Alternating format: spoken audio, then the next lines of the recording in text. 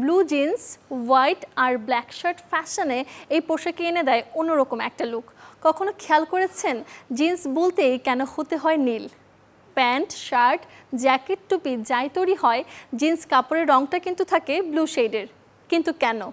আজ জানাবো সেই গল্পটা। কয়েক শতকের পুরনো পোশাক জিন্স তরুণ থেকে প্রবীণ সবাইকে সমান তালে মাতিয়ে রেখেছে ফ্যাশনের ট্রেন্ডে। সময়ের সাথে যদিও পরিবর্তন হয়েছে অনেকটা, কিন্তু সেই নীল রংটি রয়ে গেছে এখনো। নানা পোশাকের নানা রং হলেও জিন্স কেন নীলেই রয়ে গেল?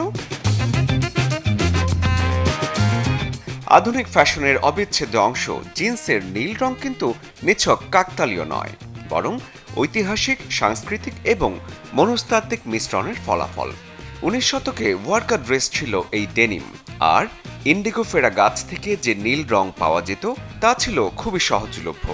মোটা ডেনিমে যা বিবর্ণ হতো না, ব্যাস জিন্সের গায়ে লেগে গেল নীল রং।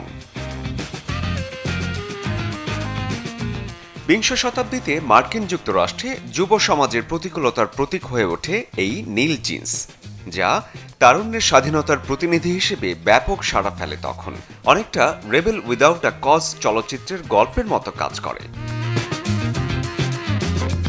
নীল রঙের ওপর কিন্তু মানুষের একটা মনস্তাত্ত্বিক প্রভাবও আছে। মনোবিদরা মনে করেন নীল রং শান্ত, বিশ্বাস এবং নির্ভরযোগ্যতার প্রতীক। তাই মানুষ আরাম খুঁজে পায় এই রঙের পোশাকে। আর বিশ্বায়নের কথা যদি বলি, ফ্যাশন সেন্স বিশ্বব্যাপী যত প্রসারিত হয়েছে, নীল জিন্সের আধিপত্য ততই বেড়েছে। আর লেভিস এবং র্যাংলারের মতো বিখ্যাত ডেনিম ব্র্যান্ডগুলো সময়ের কথা মাথায় রেখে ক্রেতাদের হাতে পৌঁছে দিয়েছে মনের মতো নীল ক্লাসিক্যাল জিন্স। এভাবেই সময়ের হাত ধরে মানুষের সাথে ছুটে চলেছে নীল রঙা জিন্সের পোশাক। শরীফুল হক, চ্যানেল 24।